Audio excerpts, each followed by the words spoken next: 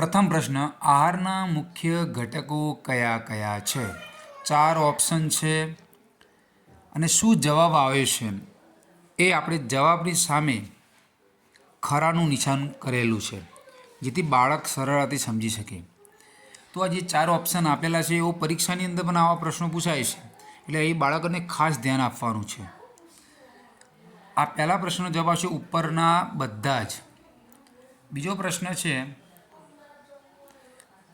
Carbohydrate મુખ્યત્વે શું પ્રદાન કરે છે? કાર્બોહાઈડ્રેટ્સ મુખ્યત્વે શું પ્રદાન કરે છે? તો મિત્રો શક્તિ આપણને પ્રદાન કરે છે. આગળનો પ્રશ્ન, પ્રોટીનનું મુખ્ય કાર્ય શું છે? તો પ્રોટીનનું મુખ્ય કાર્ય શું છે? તો શરીરની વૃદ્ધિ અને સમારકામ માટે. ચરબીનું કાર્ય શું છે? તો ચરબીનું કાર્ય શું છે? તો શરીરને શક્તિ આપવાનું. તો ઓપ્શન એ આવશે. વિટામિનનું મુખ્ય કાર્ય શું છે? તો રોગો સામે રક્ષણ આપવાનું કામ વિટામિન કરે છે. આગળનો પ્રશ્ન, કયા વિટામિનની ઉણપથી રતાંધણાપણું થાય છે, એટલે કે આવે છે? તો વિટામિન એની ઉણપથી રતાંધણાપણું આવે છે.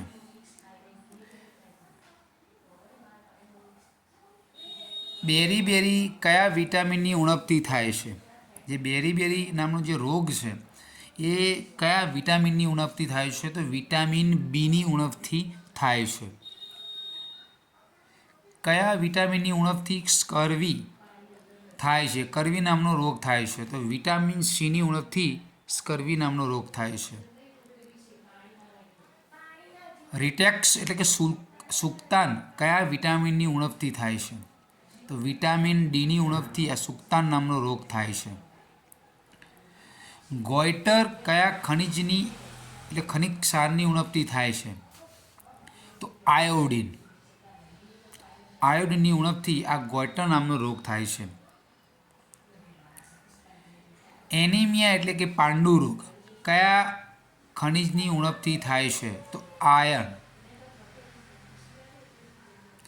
કયા ખનિજની ઉણપથી હાડકાં અને દાંત નબળા પડે છે? આપણા જે હાડકાં છે અને જે દાંત છે નબળા પડે છે. કેલ્શિયમની ઉણપથી આપણા શરીરની અંદર જે હાડકાં છે અને જે દાંત છે એ નબળા પડે છે. સમતોલ આહાર એટલે શું? બધા જ પોષક તત્વો યોગ્ય પ્રમાણમાં હોય તેને આપણે સમતોલ આહાર કહીએ છીએ. એટલે ઓપ્શન સી આપણો જવાબ આવશે. શરીરને શક્તિ આપવા માટે કયો ખોરાક લેવો જોઈએ? તો આપણા શરીરની અંદર શક્તિ આપવા માટે કાર્બોહાઈડ્રેટ અને ચરબીયુક્ત ખોરાક લેવો જોઈએ. શરીરની વૃદ્ધિ માટે કયો ખોરાક લેવો જોઈએ? તો પ્રોટીનયુક્ત. અહીં જવાબ સામે ટીક કરેલું જ છે, એટલે બાળકને સરળતાથી સમજી શકે. રોગો સામે રક્ષણ મેળવવા માટે શું લેવું જોઈએ?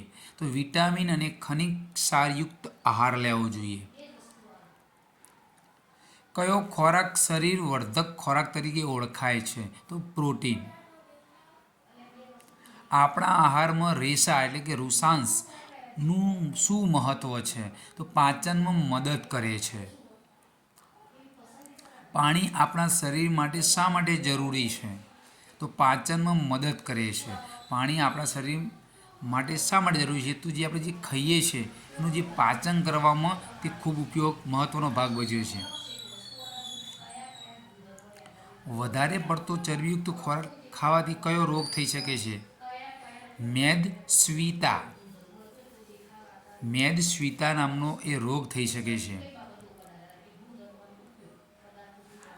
કયા ખોરાકમાં કાર્બોહાઈડ્રેટનું પ્રમાણ વધારે હોય છે?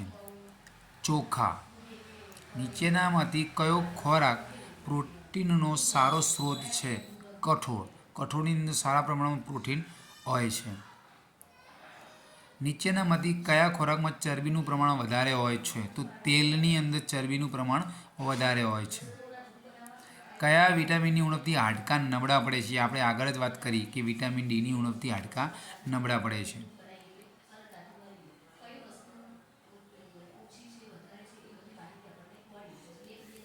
આહારમાં કયા તત્વો હોવા જરૂરી છે? તો આપેલા તમામ. તો આવા પ્રશ્નો પરીક્ષાની અંદર બાળકોને ખૂબ ઉપયોગી થશે.